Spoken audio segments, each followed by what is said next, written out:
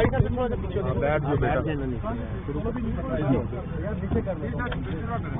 جی، बिस्मिल्लाहिर्रहमानिर्रहीम।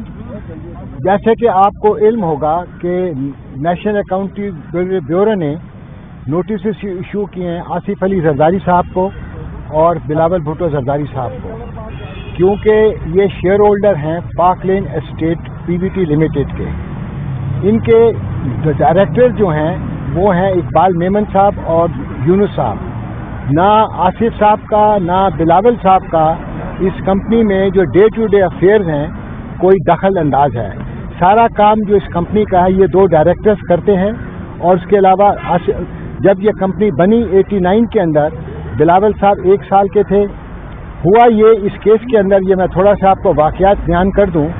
2008 के अंदर एक मुकदमा फाइल किया गया एक फैसल साहब ने कि उनका एक कॉन्ट्रैक्ट था, एक जो बंदा इस ज़मीन का मालिक था उससे उसने ये ज़मीन खरीदी, मगर उन्होंने सेल डीड नहीं की। जब हाई कोर्ट के अंदर ये मुकदमा दाखिल हुआ, वो उसके अंदर हाई कोर्ट ने ये मुकदमा जो वेंडर था, जो जिसने ज़मीन खरीदी थी, उनके हक में इसका फैसला किया और जजमेंट की कि इनके नाम सेल डीड की जाए। वो जो डिक्री थी वो पार्क लेन एस्टेट ने कानून के नीचे असाइन करा ली अपने फेवर के अंदर, उनको जो परचेजर था उसको रकम दे के, उनकी जो क्या कहते हैं ज़मीन के जो पैसे थे, ज़मीन की जो भी क्या कहते हैं प्राइस थी। इसके बाद एग्जीक्यूशन एप्लीकेशन फाइल की गई पार्क लेन एस्टेट ने, क्योंकि जो सेलर था वो मौजूद नहीं था, वो नोटिस देने के बावजूद नहीं आया, तो हाई कोर्ट ने अपने अफसरान के थ्रू ये सेल डीड रजिस्टर करा दी 2009 में पार्क लेन के लिए। ये ज़मीन है 2460 स्क्वायर यार्ड मौजा 2460 कनाल मौजा संत जानी के अंदर।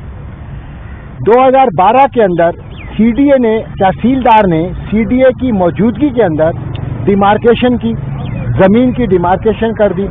जब डिमार्केशन हो गई उसके बाद 2014 के अंदर सीडीए ने ही अपील फाइल की कि ये डिमार्केशन गलत हुई है। तो डिप्टी कमिश्नर रेवेन्यू ने वो डिमार्केशन जो थी उसको खारिज कर दिया।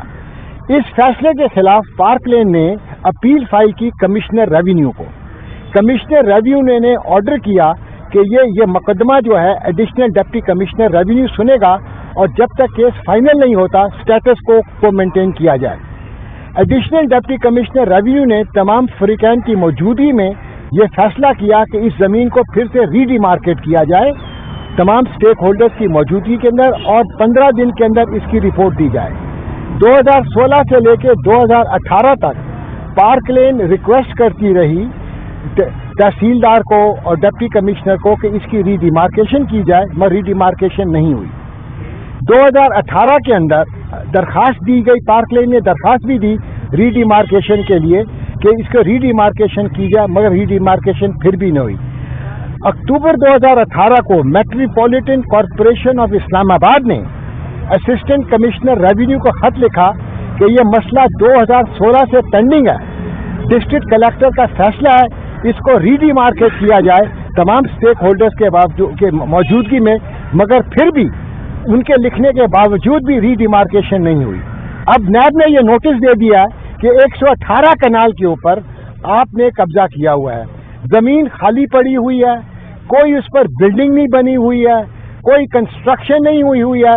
अगर आप रीडिमार्केशन कर लें तो मसला खत्म हो जाएगा। मैं समझता हूं कि ये जो नोटिस इशू किया गया नैब ने, ये खाली हैरेसमेंट है, पॉलिटिकल हैरेसमेंट है, विक्टिमाइजेशन है और कुछ नहीं है। ये लैंड रेवेन्यू का केस है, इसमें कोई क्रिमिनलिटी नहीं है, कोई करप्शन नहीं है, एक ज़मीन का मसला है जो अदालत है, जो कानून के मुताबिक लैंड रेवेन्यू एक्ट के नीचे जो अदालत है उसके पास पेंडिंग है। और अगर जब तक वो फैसला नहीं दे, आप ये कैसे कह सकते हैं कि किसी ने ज़मीन पर कब्जा किया हुआ है। और अगर आप रीडिमार्केशन कर लें तो मैं समझता हूँ इंसाफ होगा।